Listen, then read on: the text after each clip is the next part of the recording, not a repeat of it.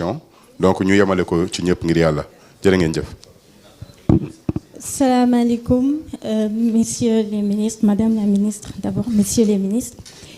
Salam alaikum, yénep. D'abord, dama leen di féliciter pour le travail qui est en train d'être fait. C'est pas évident, vu le contexte yi ñu jógee.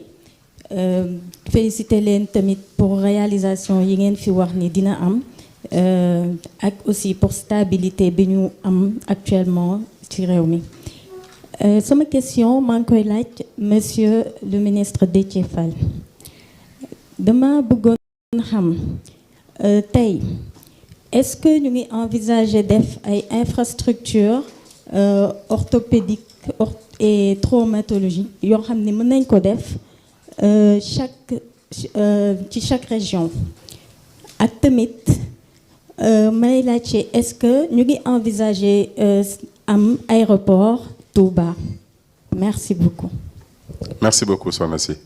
Migui Maram, ici, un très joli costume bleu. Merci beaucoup. Salam alaikum à tout le monde. C'est Migui Maram Ndiaye, Radio Sénégal. Alors, ma question, c'est pour le ministre Olivier Boucal et ça concerne la question de la retraite. Gis nañ ni c'est une question qui revient souvent dans les plateformes revendicatives. ñenn ñi tey bëgg nañ mu dem 65 ans xam nañ ni 60 ans la nekk tey jii est-ce que lan mooy position officielle bu état bu Sénégal est-ce que tey dañoo nekk ci tànku yóbbu ko 65 ans pour ñëpp ou pas parce que am na ñi nga xam ni dañoo bëgg mu doon loo nga xam ni c'est optionnel te gisoon nañ ni récemment le président de la République doon sàkku également benn étude bi nga xam ni day dem ci système de retraite merci beaucoup. Merci Migui Maram. Une dernière, madame là-bas au centre. Fari maa ngi jégalu soxna si derrière peut-être quand il y aura un deuxième lot là-bas. Là dama la fàtte bal ma àq. Bonsoir, c'est Mélanie Sambou, je suis journaliste à Walfadjri. En fait, ma question c'est pour le ministre de la Santé. En fait, monsieur le ministre, on voit que l'alliance syndicale Andu Gueusseum poursuit son mouvement d'humeur avec un 9e plan d'action. Les syndicalistes demandent l'application des accords résiduels et déplore aussi votre silence. Alors, quelle réponse vous leur donnez aujourd'hui?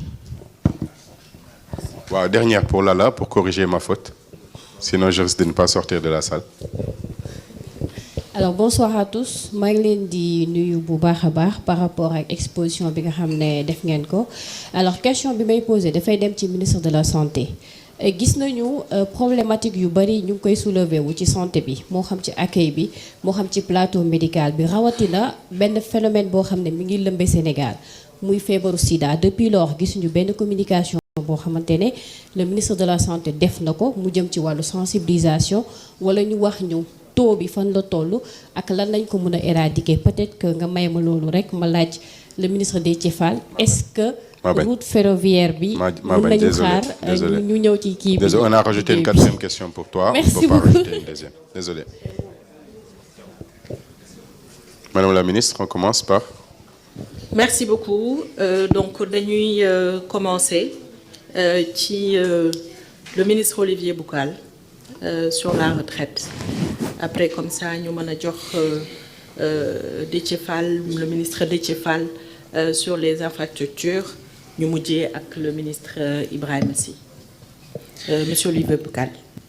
Merci madame le secrétaire d'État. Merci Migui Maram Ndiaye pour la question de ma jàpp di question boobu effectivement dafay ñëw di ñëwaat ci plateforme de revendication waaye il faut que ñu poser aussi le problème de façon plus globale. Parce que damay faral di rappeler chaque fois syndicalistes yi am na ay revendications yoo xam ne quand on voulait porter du loo xamante ni dafay laal benn secteur socio-professionnel dafay laal le système de façon globale. La retraite dans un état elle se gère de façon systémique du loo xamante ni da nga koy gérer pour un secteur donc moo tax dafay métti nga par exemple le secteur de l'éducation. Comme actuellement li ñuy def ce n'est même pas tout le secteur mais dañuy laaj pour les agents décisionnaires pour ñu yóbbu leen 65 ans la retraite ne se gère pas comme comme ça parce que li ñuy décider suñ ko décider woon tété de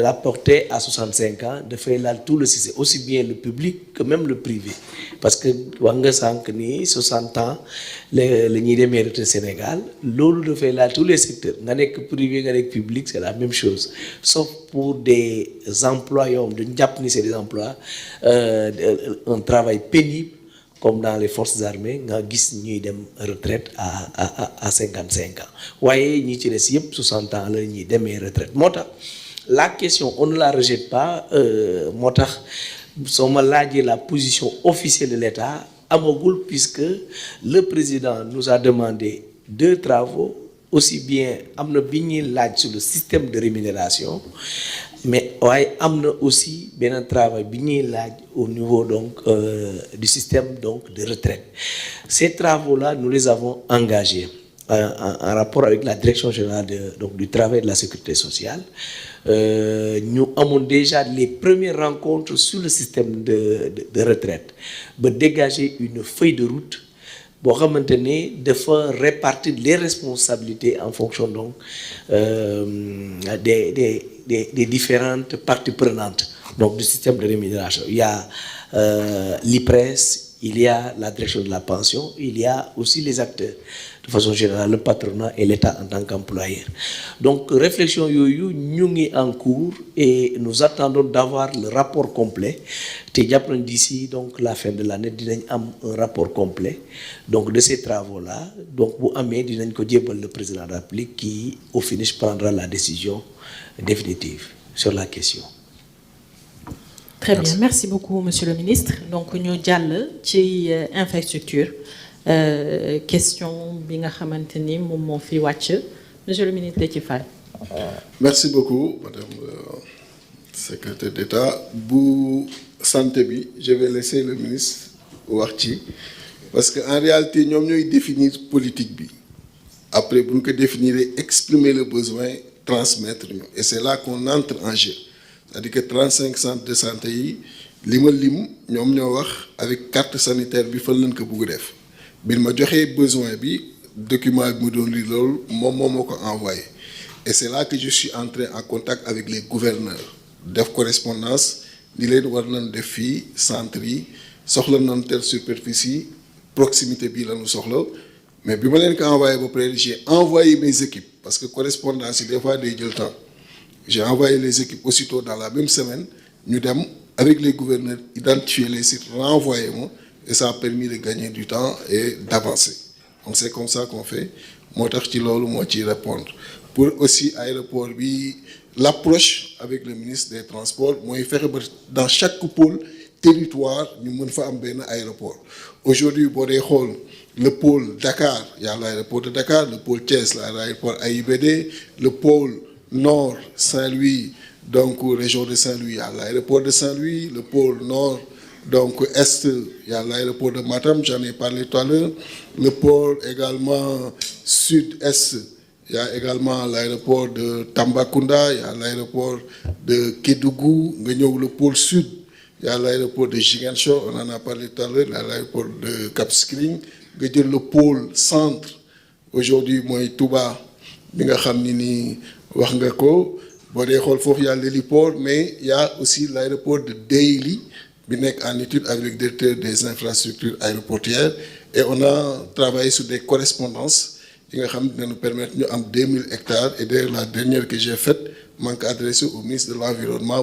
pour ñu mën une partie de la forêt donc classée ñu mën ko utiliser donc voilà l'approche bi nga xam ni moom la ñu nekk di def nga xam ni dans chaque pôle da nga fay am benn donc benn aéroport il y a également l'aéroport de Kaolack aussi bi nga xam ni ñoo ngi travailler à réhabiliter ko joxe également une dimension nga xam ni fépp foo jógee daa mën relier beneen zone ci temps très très court en plus de la connectivité routière nga am aussi cette connectivité donc bi nga xam ni moom la ñu bëgg mais ça on le définit toujours avec le ministre des Transports terrestres et aériens. Merci beaucoup jërëjëf monsieur le ministre donc ñu jeexale ak monsieur le ministre Ibrahima Sy sur les questions de santé. merci beaucoup jërëjëf xam naa ne am na ñett question yu xam ne yu am solo su mu boole waale boo xam ne sama naataango ministre des infrastructures moom moo ma ko refilé xam nga suñuy tabax ay infrastructures sanitaires mu nekk hôpital mu nekk centre de santé mën na sax nekk poste de santé dañuy prévoir lu ñuy wax ay services d'accueil d'urgence ci hôpitaux yi ñu am tamit su fekkee ci centre de santé unité d'accueil d'urgence mais ci biir unité yooyu dañ sóoraale. Sell to millions of people online with Shopify's social media and marketplace integration. You can sell your products directly